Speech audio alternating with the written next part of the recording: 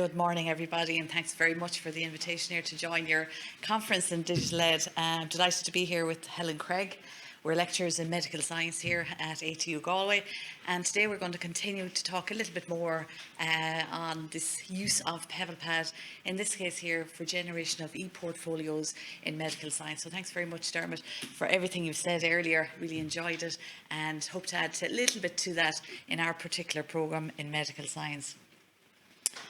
So I'm going to, the presentation today is divided in two really. I'm going to begin with a little bit of background into medical science, telling you a little bit about our programme here, which has run since 2005. I'm going to then bring you along to the aims of this particular pilot study where we're using Pebblepad within our programme. I'll tell you a little bit about what we did, and then we'll move on to sample ePortfolios in the form of a video that Helen generated. Of course, then it wouldn't be complete, a pilot study, without some feedback. So we have that from our staff and our students and stakeholders. And then I suppose rounding up a little bit then from where we are to date and what we did learn, and we can see that there are many, many other things that we need to do. So we'll move along from that as well.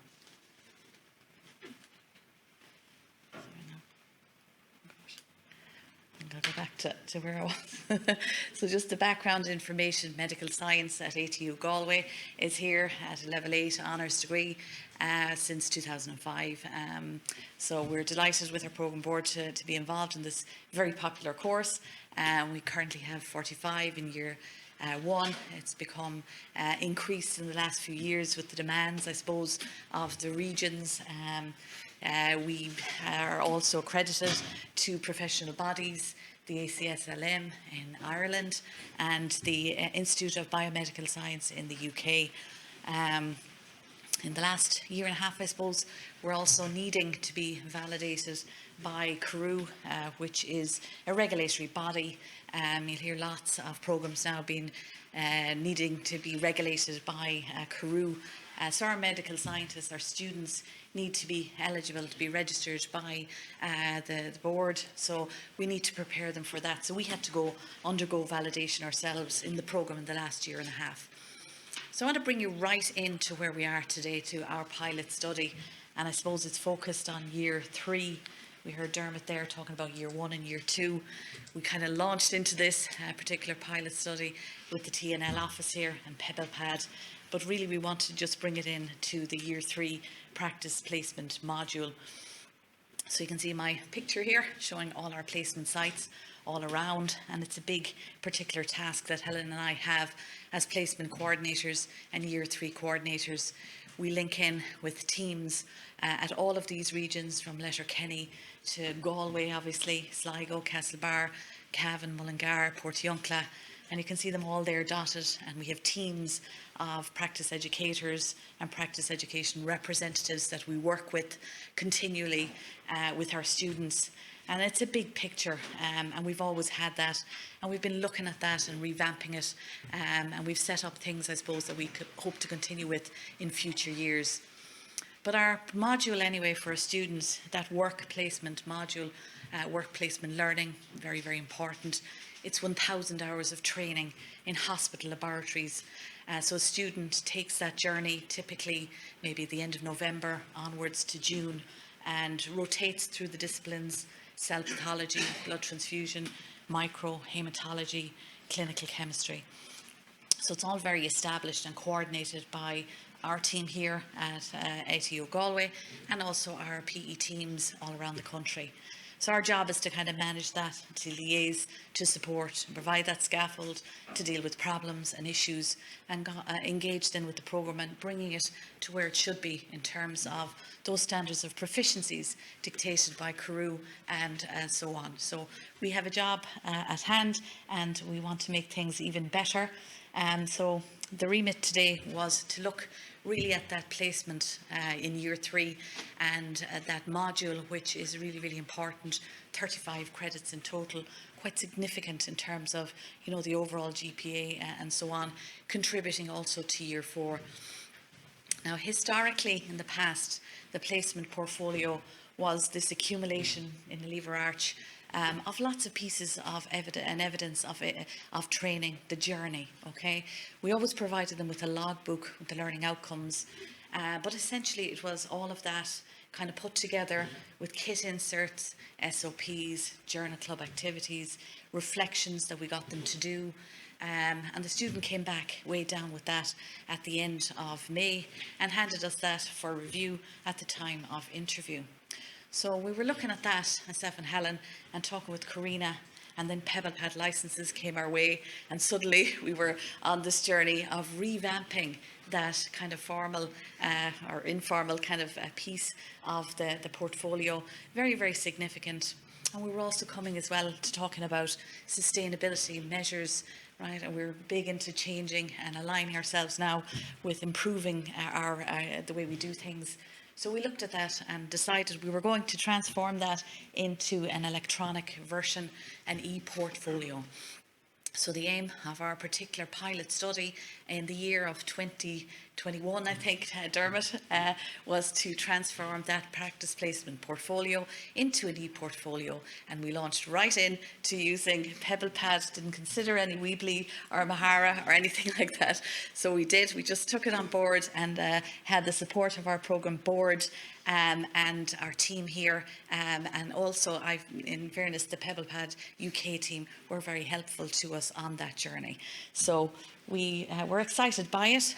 We saw, of course, as we moved along, and Dermot, you spoke very highly of it in terms of its ability. It's easy to use, it's user-friendly, but we had no training on it, neither did the students. They were in year 3, but we could see, you know, we wanted them to be able to collect that purposeful, you know, pieces of information that would reflect their journey, that they could showcase then to their future employers, that they could use for critical evaluation and reflection in year 4 and beyond, and to take something with them rather than that big lever arch, which probably, you know, went to the side of the room and was rarely kind of, you know, you couldn't exactly take anything from it. Dermot, you spoke about that Pebblepad app, and that was really useful, and Helen will show you lots of examples of how students captured, you know, their journey with that app along the way. And also they could upload the pieces of information very easily to their OneDrive accounts and so on.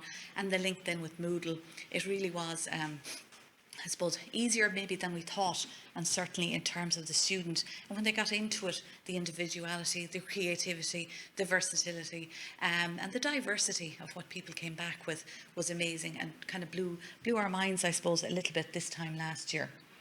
So our pilot plan study, the plan of it involved that design and setup within the student uploading to Moodle at the end of the year, and then that being reviewed by our programme board and indeed by our external examiners in June. And then coming along then, and Helen will speak on it, about the feedback that we got from our staff and our students, and importantly our stakeholders, and we're continuing to get that and to use it going forward. So the design and setup, and again, you know, this is awfully important to get this right. And I suppose, again, when we look back on that year, we're only now in our 2nd year again, we could have done things differently, and we'll add again. But we had 29 students, and ourselves here, myself and Helen, we got a little bit of training, in fairness, from Pebblepad UK and Sean as well, and Claire Gilsenan was fantastic as well for us. So we had some help, all right, along the way. The brief was important to tell the students what we wanted them to do, what we expected in the portfolio. We didn't want to lose anything that we had before. We wanted to add to it, so that was important too. The template, and again, there are templates in Pebblepad, but with the help of Paul Duval, we generated one that we supplied to students who mightn't have been, I suppose, digital literate as others, but we also allowed people to generate their own, and you'll see in the outputs that we got all of that back. And then the support, okay, so we set up a little focus group, and we also had our Moodle discussion forum, so students could interact with each other and with us with problems and issues as they arose along the way. So that too was useful.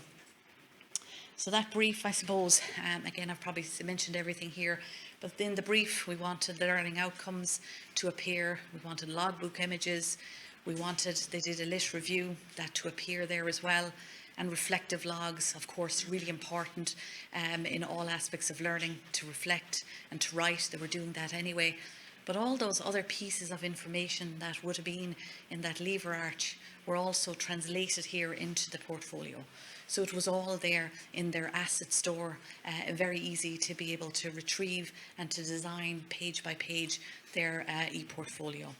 So Pebblepad template then was used by some and more didn't, and then onwards then to the Moodle. So that was kind of overview that we gave them and the brief that we gave them, and we sent them off on their journey, remembering that they were all at different sites, right? So we had students up in Cavan and down in Limerick and so on, and we were here and we were off site, and we had COVID, and we also had the ransomware. So it was a bit of a nightmare this time last year, but really, as you'll see now from Helen, it turned out to be something absolutely fantastic. So I'll hand over now to my colleague, Helen. Thank you, Joan. Good morning, everyone. You're all very welcome here today. So I'm just going to take over from Joan, where she discussed already the brief that we had given to our students with regard to designing their own ePortfolio for the practice placement module. So we allowed the students to create their own template and to design and develop their own ePortfolio, but we also provided a template for students to use as well, so that we were able to include all students then, that no student was going to have a negative impact on their portfolio for any reason. So by having a template as well, some students were allowed to opt for that. And it was actually surprising because not many chose to opt for the template. Most students chose to embrace the challenge and to design their own template and to develop their own ePortfolio from that. So with regard to the user-designed template, Joan and myself met with the Pebblepad representative and we designed a template, and from that then we were able to share that with the students and they were able to opt in to using this design then for generating their ePortfolio. But one thing that was really important to note with regard to the user-designed template and a student-designed portfolio, that either template didn't have any negative or it didn't hinder the development of their ePortfolio. That all students, regardless of if they use the user-designed template or their own template, that they were able to upload all the exact same formats of documents. They could still upload their podcasts, they could still upload YouTube videos, they could still upload their own videos, their own photos. Everything was still open regardless of which format they used to develop their template for the ePortfolio. So at the top here, and this little one here is just a sample page. Along the top bar, you can see that all the different laboratory departments are listed on the top. So each student was asked to have a separate portfolio for each laboratory department and upload the information into that, because they would be gathering a lot of information throughout the 30 weeks placement. So it was important to kind of separate that information for each laboratory department. So they uploaded information relevant to haematology in one portfolio, transfusion science in another ePortfolio, and they continued on uploading all their information there on the particular portfolio. So with that then, we asked the students to upload the output to Moodle. And from that then, when they uploaded it to Moodle, all lecturers were able to gain access to their ePortfolio and to review it and ensure that they had achieved the outcome of showcasing evidence of their learning during their practice placement time. And as Joan said, we were really blown away by what students had created. Like, each portfolio was a little jewel of creativity that was designed by each student from the very, very beginning.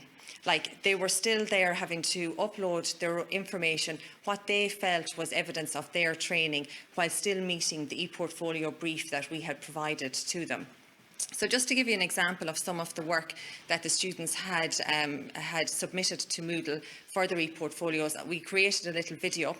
And in the video, there is one ePortfolio that is where a student used the template as well. So you'll see that little video there amongst other little snapshots of the students' ePortfolios as well. So I'll just play that here now.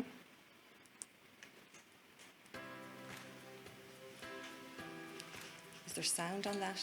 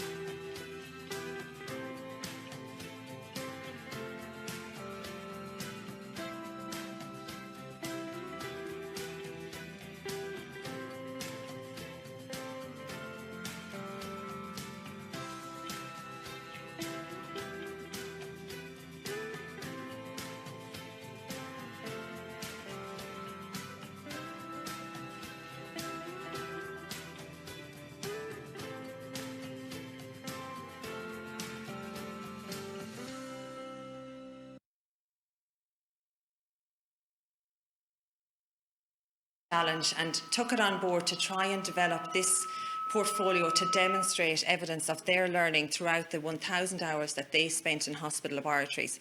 And when you look at that video, you can see that each ePortfolio was different, but yet it still met the criteria that we had with regard to the ePortfolios as well. You can see they were very creative, uploading photos of themselves, uploading photos of different pieces of equipment. Some students had uploaded podcasts that they like. They had little videos of machines or little videos of themselves performing different work. And just they really embraced the challenge and took it all on board to do the best that they could. And they're all really good, important employability skills.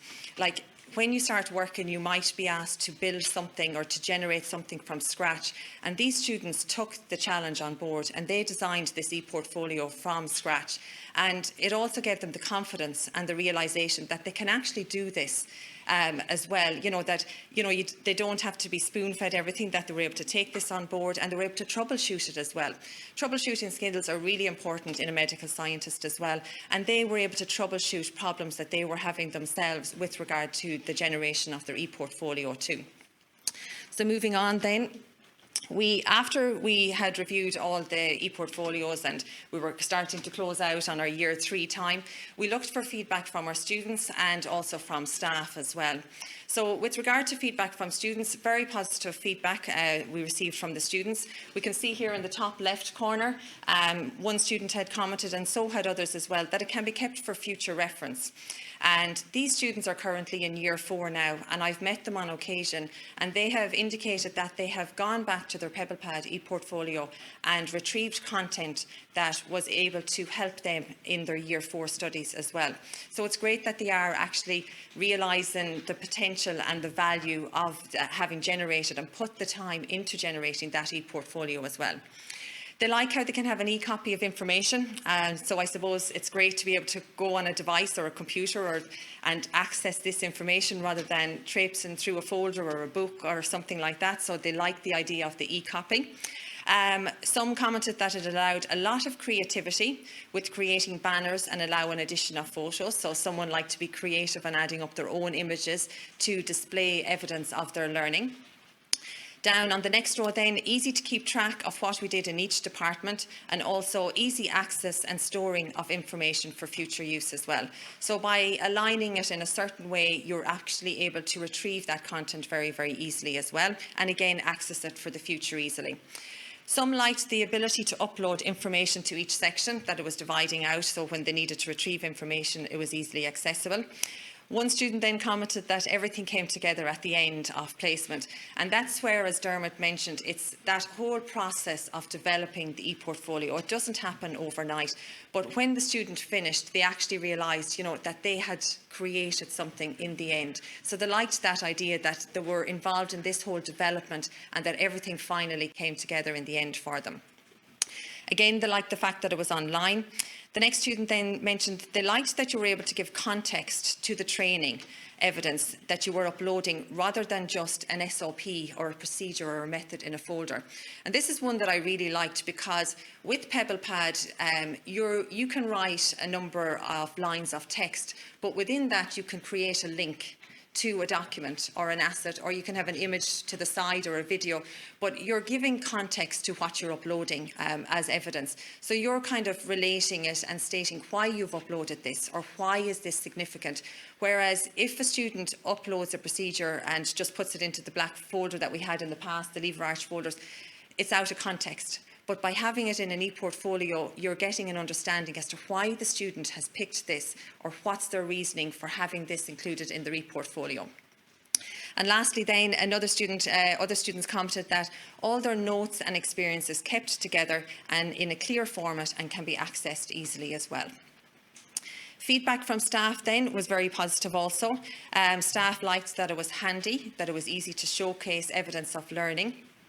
that it was easy to give the assessor a feel for their engagement with the module as well, because you could really see how the students had embraced this whole challenge. They were taking photos of themselves carrying out different laboratory techniques. They took pride in their work. They were uploading images of the work that they had created and performed, different test methods and everything as well. Some students wrote weekly blogs about the work that they were performing throughout their work placement as well. So it was fantastic. It gave us a little insight into the students as well. Staff also said it provided an opportunity for students to present information in an alternative form than the usual, and especially for those that are creative. So it was lovely seeing some of the creativity coming forward in our students as well. And it wasn't an essential thing either. You know, we weren't asking the students to be creative, but it was nice to see some creativity coming through in the ePortfolios. Staff also said there is great potential for this tool to be used further, but it would require training for all staff. So in order for medical science to bring this to another level in our programme, we need to get more training to try and get full benefit of the functionality of Pebblepad, the ePortfolio. Some said that it can be difficult to upload PDFs rather than photocopying. So instead of photocopying and putting it in the folder, it might take a bit more time to upload it to the ePortfolio. But the app I find fantastic for that, because you have it on the phone, you can take your photos and upload to your Pebblepad app. Lack of standardisation then, some students might have produced way more information than others, but this is an issue that we would have had in the past with the folders as well. So it's not just unique to the ePortfolio. So what did we learn? After all of this, what did we learn? So the research highlighted many findings. Pebblepad is a versatile platform suitable for use in generating ePortfolios for placement students in medical science.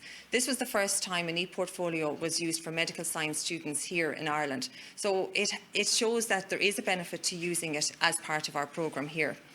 Pebblepad ePortfolios can be generated by any user without specialised skills. So I think we've heard that from Dermot as well. You know, it's not that there's a course they need to do to generate an ePortfolio. They just need some training on it and support as well. An ePortfolio allows students to use technology that supports their own learning, and therefore it allows them to engage and develop higher order thinking skills as well. There is a need for more training for staff to fully develop and use Pebblepad more widely. So there is more functionality with regard to Pebblepad. We're only touching on the surface of it here at the moment, but there is a huge amount of functionality that can be used with regard to that. So you would need more training and more time to develop that and get more functionality from Pebblepad in order to get the best from it as a resource. So just to start to conclude then as well, Joan and I, as Karina mentioned, we won an award, a Teaching Innovation Award from Learn Science in the UK earlier this year for innovative use of digital tools in science teaching at university level. And in June, we're going to present at the Horizons in STEM Higher Education Conference in the University College of London. So we're really looking forward to that. And also, I suppose, with all of this, it put us on a little platform. It escalated everything for us as well. We were asked to write a little piece in a journal for the Academy of Clinical Science and Laboratory Medicine. It's a journal that's released a couple of times during the year. So we wrote a little piece to showcase the work that we have accomplished with regard to ePortfolios in medical science. Because, as I said, they haven't been used in medical science in Ireland before. So that was a lovely opportunity to let medical scientists in hospital laboratories know what we were doing with regard to medical science teaching here. So to conclude then, in the future, there is a huge benefit to using an ePortfolio as an innovative and sustainable means of assessment. By generating an ePortfolio, medical science students, they can showcase their training to prospective employers as well. They're able to demonstrate achievement of competencies from that as well, in addition to having their qualification from us here as well. But they're giving a little representation of themselves from their ePortfolio. And lastly then, this research, it's supported with within the ATU strategic plan, which highlights key strategic objectives within innovative research and applied learning as well. So Joan and I would also like to thank the Teaching and Learning Department here for their support and help throughout this pilot study over the last 2 years. We'd also like to thank Claire Gilsenan and also Sharon Boyle for their help and advice throughout this pilot study as well. Without everybody's help, we wouldn't have had such a successful outcome with regards to all of this pilot study. So thank you all very much for your time. Joan and I are delighted to take any questions that you might have as well. Thank you. Hi, we just have a question online. How have employers responded to the creative style of the portfolio? Joan, do you want to take that one? They've been blown away to date by what the students have come back with. They've never seen this within the profession, really, and you appreciate the differences between students, but the idea that everything can be consolidated into one page, their journey in haematology or transfusion, all of that kind of, that integrative and then showcasing of what they've done. It's been very, very positive from the stakeholders as well. And we're continuing, really, that's something that we need to work on, is to capture more responses and feedback from our stakeholders. But to date, I can say that it's very positive. Thank you. Ladies, you want to just stand very closer to the mic. Or Dermot, yes. Do I need a mic or is it okay? Mic? Is it? I certainly hear you.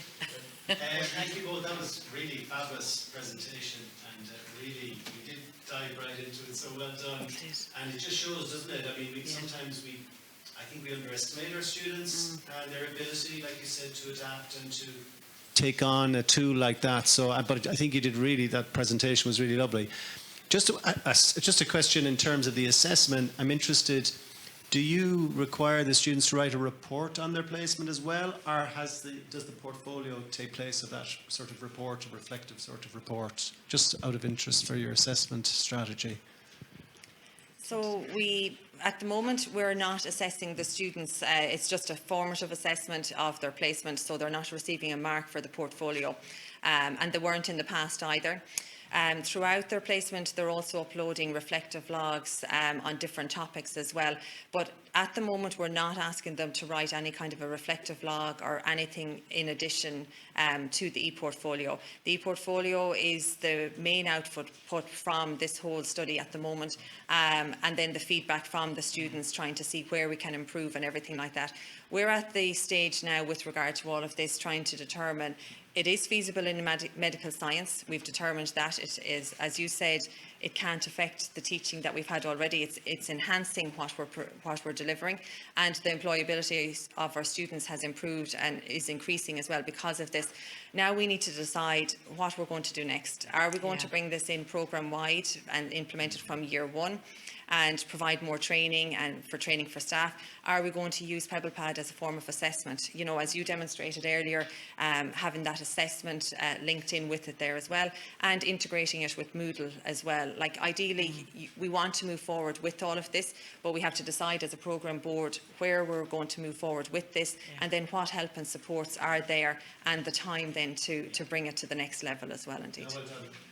I did like the way you had first year and second year. We'd ideally like to be bringing it in so the students were, Trained versatile and trained before they go on year 3. We just told them this is what you have to do, and they went along with it. But I think we have enough kind of information now to make the next step. So. Yeah, the incremental approach is very helpful for the students, but as you see, they've actually done a great job. Yeah. Amazing. Well done, ladies. Thanks very much. Fantastic. And congratulations on your award. Yes.